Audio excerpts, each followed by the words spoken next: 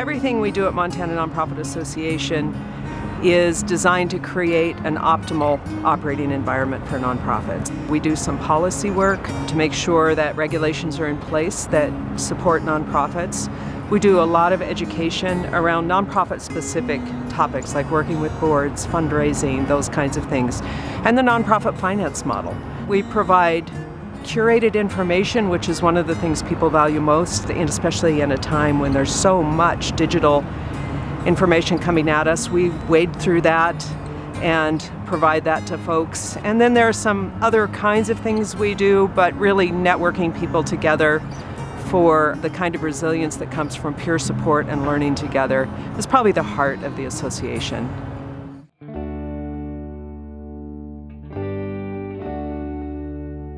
Our mission at the Montana Community Foundation is to cultivate a culture of giving so Montana communities can flourish. We work with donors and organizations to support strategic and endowed philanthropy in Montana. We currently have about 1,400 charitable funds and planned gifts that we administer.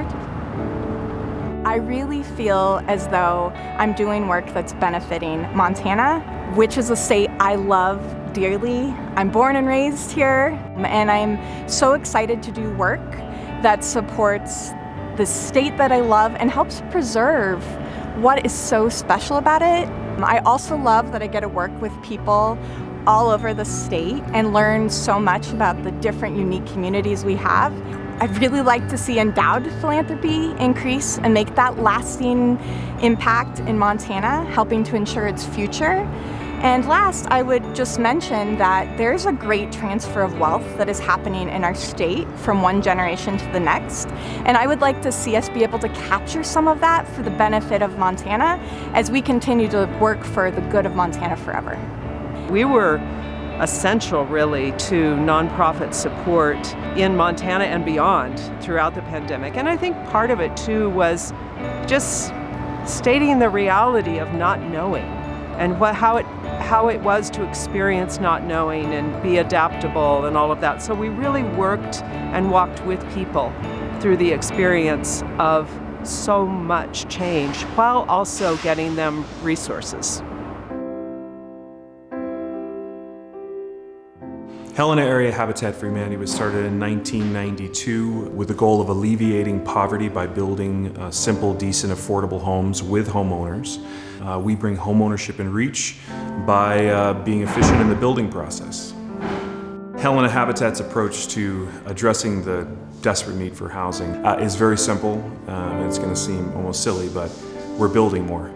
And we're doing everything that we can, putting everything on the table to build more, to repair more, to keep people in their homes, but also to expand the stock of housing and make it permanently affordable. So it's not just one family that we're building, but generations of family being served by the same house. We're standing in one of those homes right now. This home will be serving generations of folks long after we've gone on. What this work means to me personally is I get to show up every day doing stuff that is interesting, engaging, and that solves a problem for the community around me. I'm not spending my time just sitting in a cubicle somewhere, but I'm actively engaged in solutions. Family Connections is a child care resource and referral agency. And we help families find and pay for childcare. So we offer scholarships so families can afford the expensive childcare because it's very expensive. And then we help them find a high quality option that fits their family for childcare. And then we also help childcare providers. So childcare providers will come to us, a new business, and we'll help them get started. We'll do technical assistance with them, connect them to all the resources that they need, and then established childcare providers, we do training and coaching to help them meet their quality goals.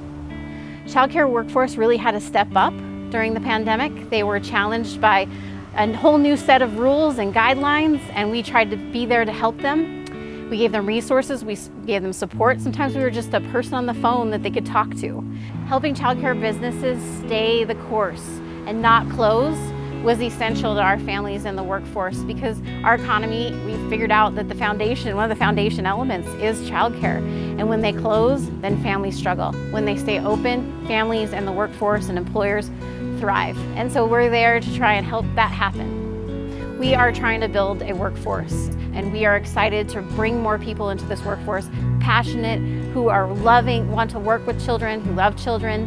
One of the best things about what I do is that we impact the future. We touch generation after generation by working with children. And that's what me and everyone I work with is most excited about what we do.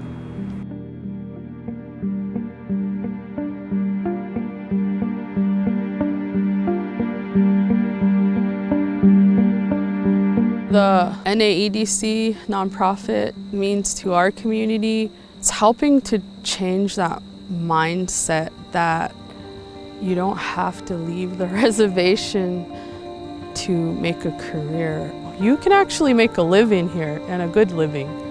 And so that's part of what our nonprofit teaches youth and residents, community members here. The work that I do here is building a better future for the future generations, so they don't have to build that foundation. It'll already be built for them, and when it's their turn to carry on that torch. I just wanted to help build like my home community, but also the other communities on Fort Belknap. I grew up here, and I know what it's like to live in poverty, and I know that through education and building your skill set and learning about your identity as an Indigenous person, you know, that success and being able to share that with other youth that are living here and being a role model to them, that you can do great things in your community. The Gallatin Valley Land Trust is a 30-year-old nonprofit organization based in Bozeman that serves most of southwest Montana with a mission to conserve open space, agricultural lands, wildlife habitat, and to provide and create trails for our community's recreation. For 32 years, GVLT has been working to conserve these places, and we have an incredible track record of success. Some 50,000 acres have been conserved to date with the help of 120 plus local families. And we're right on the cusp of 100 miles of trail creation here in the Bozeman, Gallatin Valley area. And man, it takes a lot of work to get that done, and we really have a long track record of success. I think we've seen in this community a lot of interest in our work. So we're getting more and more folks that want to help us with trails and want to help us with our land conservation. Our big pandemic project is right here behind me at Pete's Hill in downtown Bozeman. We worked with the community to save 12 acres here that was in threat of development.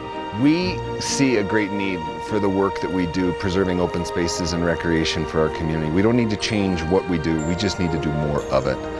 For me personally, it's hoping that my children and their children will have the same opportunities I had to explore nature, to see these beautiful places. And the growth we're seeing here in southwest Montana threatens that. And so I find real power in our work keeping this place the same.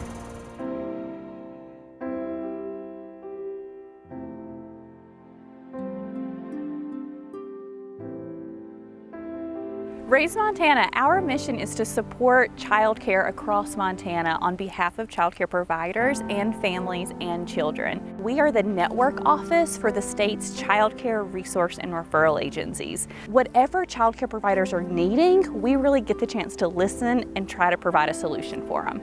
I'll get personal. My granny was the director of an early Head Start in my hometown, and so I got to watch her as I grew up. But I saw the impact of what a strong early childhood program really did for families.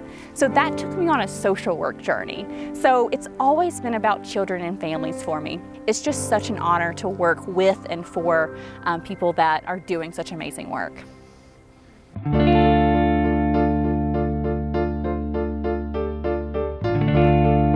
Well, when I retired, I needed something to do because I'm a nurse and I'm always looking for things to help people. And so when they asked me to be on the board, I was thrilled. Our clients, we try to have a variety of food for them, and we make them feel welcome. It's very hard for people to come and get food when they are needy, and so we try to make them as comfortable as possible. I live on just disability due to an accident years ago, so this really supplements my my ability to eat. And sometimes it's been like very, very necessary. I mean, it may not seem that way, but with the price of groceries anymore, to go into the grocery store is just frightening. I am involved in this work mostly when I see the people so needy and they are so happy to come, and we treat them with graciousness, and it just does my heart good. Some of our younger people that come and get food ask us how they can volunteer, so we are able to reach out through them. Nicholas approached us and wanted to do an Eagle Scout project. My family and my troop built the food box to put at the bread basket. Patty and Nancy are the two people that have been helping me the whole time, so I've made really good friends with them. I feel like I'm a better person because now people can actually get food from it whenever the food pantry is not open or when it gets too late. Nicholas is a wonderful young man. He's very polite. He's just a really down-to-earth kid. I like being busy, and I enjoy the people so much. And because I worked in the schools for 26 years, it's really fun to greet some of the younger people that come in because they remember me as Nurse Patty, and it is just so fun to get to visit with them and see what they're doing with their lives. I just think nonprofit work is about the most joyous work you can do. And I know it has its stresses, but we do it because we're making a difference and it's meaningful, and there's a lot of joy in that, especially for us as the Nonprofit Association. We get to be mixed up in that, which is wonderful.